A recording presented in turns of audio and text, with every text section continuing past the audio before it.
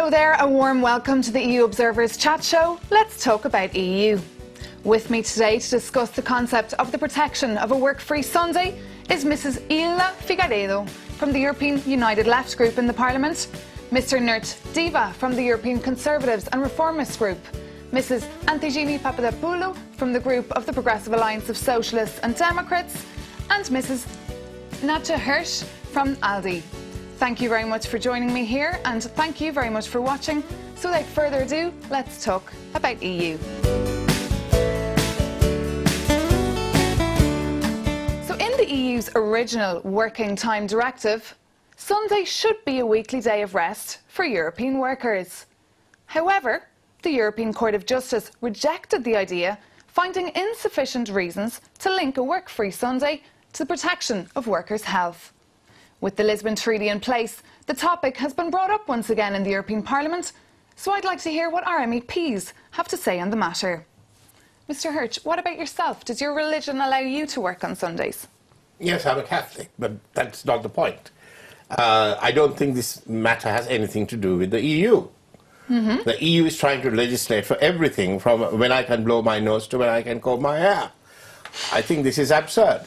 The EU should only do things which are of a common interest to the common market. And what about you? Do you agree? Wait a minute. What I want to say quickly is that this has nothing to do with the EU. It should be left to the member states to decide. And it's nothing even to do with member states. It's up to individual conscience. As a Catholic, I think Sunday is a very special day. But there may be people who don't believe in religion, and you don't force them not to work. Absolutely. And what about you? You're a Greek Orthodox religion. Yes, I am Greek Orthodox. I think that there is a tradition for Sunday to be a work-free day up to now. It is an essential pillar of the European social model and part of the European cultural heritage up to now. And that's why the European People's Party are holding a conference this week in the European Parliament. Yes. Mrs. Figueiredo, you will be actually participating in the conference. Yes, because I think it's very important, the work-free Sunday, because the family is one opportunity to stay with their children. There's so many ridges there at this stage. I couldn't imagine everyone just stopping on a Sunday. They do. No. Yes, it depends on the federal state, because it is not the same regulation in the whole Germany. So I think it is important to have this decision where the people live. And I think it is very important to be aware of that.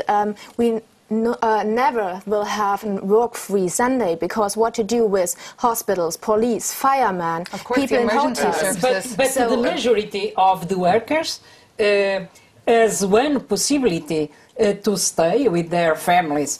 Because why should this be Sunday, Mrs. Figueiredo? It is a right, one right of the workers a long of time, and the majority, not only the hypermarkets, but the schools, the factory, the agriculture, the service, and so on. This is a matter for member states. This is a matter for national governments, national parliaments. To each individual country, there are different needs and different cultures. Is India not working on Sundays? China not working on Sunday? We are competing in a global marketplace, and we go to sleep. And they are outbidding us, outsmarting us. This is why I think there should be an extensive dialogue to listen to the opinions of the states, to listen to the opinions of the people involved in the civil society, because traditions vary, also religions. Personally, I have the impression that there has been a tradition for a work-free Sunday. It is the time for the families to be together, to reconcile family and work life, to have some free time to spend with your children, with various people with disabilities and everything. But I believe that if it is going to be Sunday or Tuesday or Monday, it's up to the people to find the best compromise. Personally, I prefer Sunday because that was the tradition. And not only that, but the European institutions, since their establishment, have always had Saturday and Sunday as a free working day. 30 million, there are 30 million, I'm a Catholic, but 30 million Muslims in Europe. You are going to stop them working on a Sunday and not make them work on a Friday?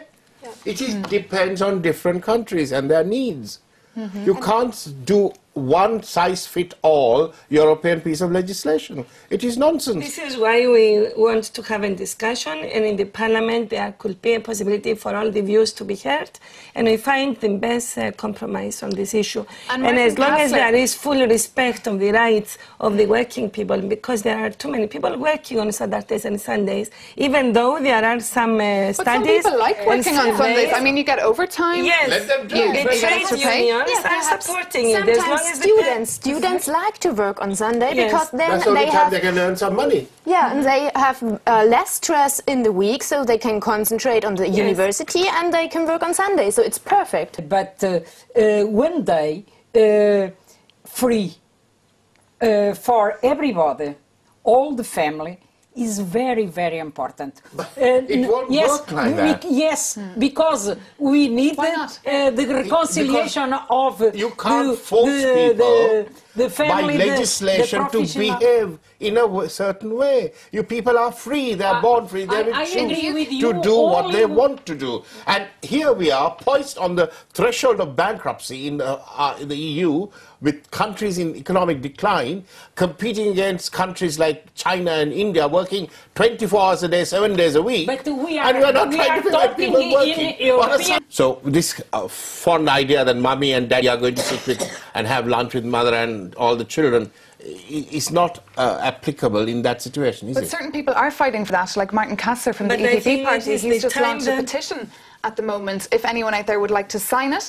And he's saying that mummy and daddy belongs to me on a Sunday. And he's already got 10,000 people, according to his Facebook site, the EPP where with an electronic signature. And he's looking for 1 million. But if you're looking at a country where half the people who got married have divorced, and they're living in different parts of the country, and the children are doing something else, how are you going to compel them all to come together on Sunday? This is not the case in all the 27 European countries. Exactly. Up to now, it's a different thing for different countries. 1 second.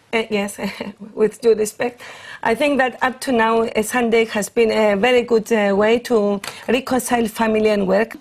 I think it is not necessary to have an EU legislation. It should be regulated on the member states because of the different situations. Do you think the European People's Party conference today is a waste of time? They're holding a conference on work free. I think it is very important to have one day in the family to come together, but it has not to be the Sunday. So I think you should look when there are two people say, okay, we want to meet us on Monday. It's okay, I think. So we have not to forbid them to meet on Monday, but to say you have to meet on Sunday. Mrs. Figueiredo, you're on your own here. It's in the Bible. It's in the seventh day, take a day of rest.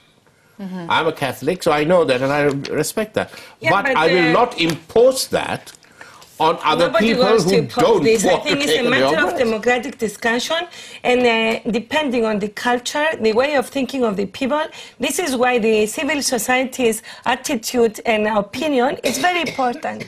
And that's it. And I'm afraid that we've actually come to the end of our show for today. So I want to thank very much my guests for coming with me today.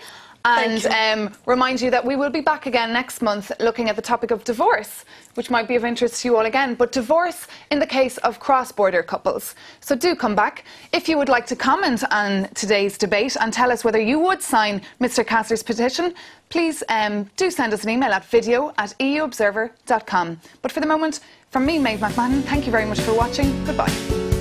Well done.